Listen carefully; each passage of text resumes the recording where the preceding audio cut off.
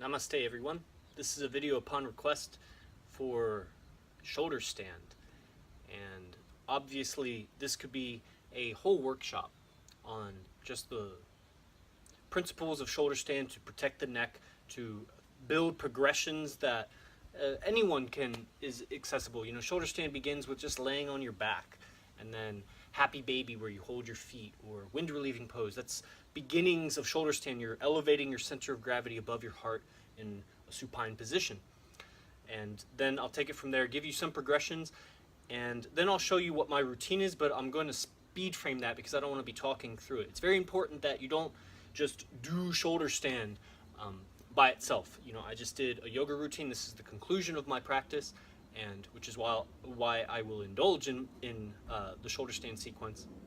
And if you're interested in the sequence that I do, maybe I can provide a guided lesson for that. If you comment below if that's something you want. Otherwise, I'll tell you the secret datum for what I'm about to do with shoulder stand has to do with the base of the knee, or the top of the shin bone, which is the tibia. There's two bones in the lower leg, but the big one is the tibia. The top of it, there's a feature called the plateau. Literally, it's a plateau of the bone. It's like a flat surface. And really bringing your awareness to the tibial plateau, as they call it, on both legs. And so the manipulations I'm doing with my legs, a lot of my consciousness is going into the base of the knee there, and that can help you. As always, you do what you're capable of. So I'm going to do some things that maybe isn't appropriate for everyone. You be your own best judge. As Doug Swenson used to always say, if you have floating retina or glaucoma or neck injury, don't do shoulder stand. So, you know, be smart about it.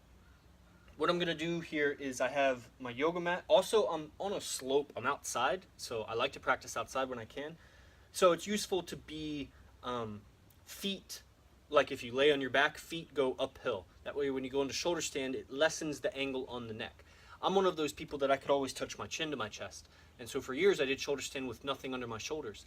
And I can do it now, and it's enjoyable in its own way also. But for really long shoulder stands, like I'm about to do maybe an 8 or 10 minute shoulder stand, it's useful to put something under the neck. Right here I have just blankets, and I'm folded in such a way that the entire length of the upper arm bone, these are all important features that I'm telling you, the entire length of the upper arm bone needs to fit on the blanket. If the elbows come off the blanket in your shoulder stand position, then that's no good. You want to have that full foundation on something. And obviously more blankets the better. And I line up the edges, I mean, not necessarily more the better, but I have 3 here. 1, 2, or 3 is good. I line up all the edges really sharply so that my head can really drop off. A key datum that I learned from David Garrigue is no part of the spine is to be touching the floor, or in this case the blankets, in shoulder stand. So it's all, you know, how to say, it's not about spreading everything so much that the bones are in contact with the floor. It's a spaciousness, especially, which is, it's kind of counterintuitive. You're trying to create space in the upper chest and the lower throat, even though we're really pinching it off when we're inverted. So that's the ha-ta part of it. The ha is the solar masculine, so we're compressing, creating heat here, and the ta is the spaciousness, and it's this cooling. So how can we bring cooling, spacious, expansive awareness into a part of our body that we're really, you know, bearing all the weight on this small shoulder, neck area, compressing it. And a lot of wisdom can come from, you know, engaging in that tug of war of compression and spaciousness. So I have my mat and another mat on top of it. Some people don't do that, but so I'll put this under the top to keep my blankets as clean as possible, even though I am outside, but I swept. And it's important, it's a tricky thing to explain, but it's a lot easier to show. The hands on the back. So you want to definitely have the palms flat, but as I come up into shoulder stand, I do this, put the web space of the thumb and finger as high up as I can reach. First, you'll see I'll go into this kind of interlaced arms behind the back to really scoop my shoulders. Then I'll bend my elbows and bring my hands, the web space between the thumb and finger, to the ribs. Then I can press and spread. So I'm looking to get the whole palm of the hand onto the back. That's part of my foundation. And then it's about countering that force by pulling the ribs in. But it's more complicated than that. But it's also more simple. It's more simple in the sense that the geometry of your body, it's a simple shape of aligning a bunch of cylinders on top of each other. But it's more complicated in that it requires more words to describe proper alignment than to simply say pull the ribs in. Because you say that to 100 people and everybody's going to use a different combinations of muscles to achieve the same silhouette effect. And that's not what we want. We're not trying to use tension to correct posture. We're trying to use mind and our idea about what is our shape, what is our body, what are we embodying, and modifying that and refining our mental image of our self, of our inner self, which is our energy body. And when we bring alignment there, that's really the correction. So I'll describe the first few variations, then I'll just go off in my practice and I'll close something at the end.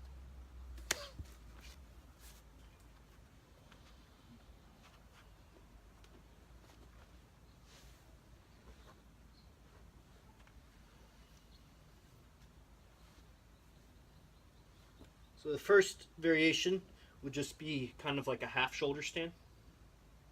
And obviously there's many variations we can use the wall for, but that we don't have time for that. That would be like a workshop.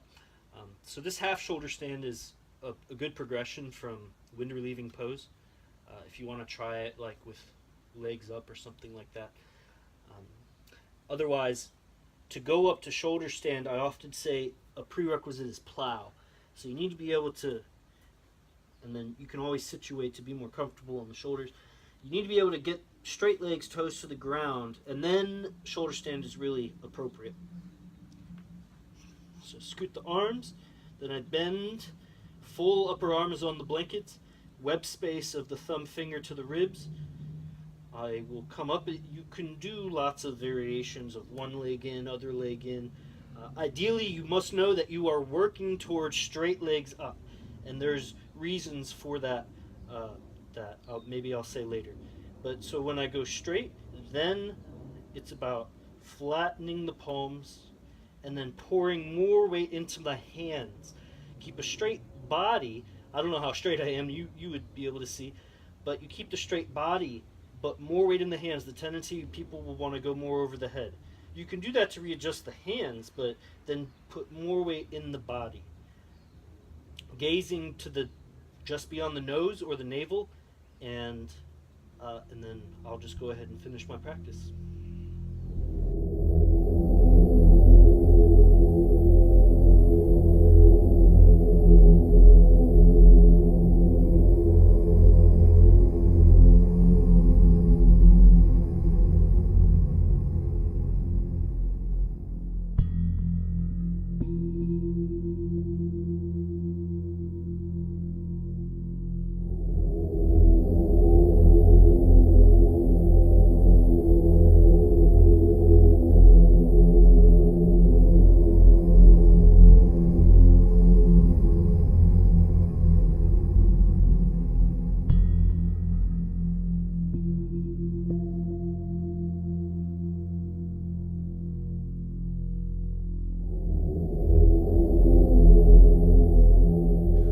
The full sequence. A few last key points that come to mind before I conclude my practice now is Kechari Mudra and creating space in the palate in a different location than where Ujjayi occurs. And so definitely see my video on that. I'll link that below.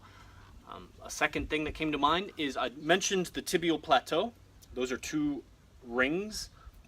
They fall in alignment with many other rings in the body. There are key locations in the body where these rings, you could say they occur, but it also facilitates good alignment and the yoga experience to visualize rings at these locations. This is called the spotlight imagery, and that will come out in December. But so it's useful also, if you could visualize the rings at the tibial plateau, is to contemplate a ring at the first rib circle and the cheekbone. And so in shoulder stand, you're contrasting the horizontal halo at the level of the cheekbone with that horizontal level halo that's at the level of the first rib, and you're playing with that with the chin there, and that's going to lengthen the back of the neck as you bring those two horizontal halos parallel to each other. And you could also, I was sliding a little bit on my hands due to like perspiration, so you can always use a little hand towel on the back. And I think that's about it for so. Obviously, so much could be said, especially in the counter poses at the end, fish, and but that's what I can offer you right now. If you found this video helpful, definitely subscribe, comment below what it's done for you if you have any questions, and share it. And I'll see you in the next video. I wanted to mention also, and I'll make a more formal announcement, but in exactly 2 weeks on October 1st, there is my Pranayama product is coming out, which is a lot of the shoulder therapeutics that I've applied towards the upper body, the shoulders, the chest, and the neck. And if you ask yourself when I'm talking about the first rib circle, well, how do I know where the first rib circle is? That's part of what this Pranayama product is for, is to help you locate on your own body where is this datum. And I go over many other datums in that product, and then Pranayama 2 will cover the lower body, and then I'll be able to present you with the spotlight imagery because you'll have the awareness of the datums that I'll refer to in the spotlight imagery. So I just wanted to give that a shout out, and I'll see you next time. Namaste.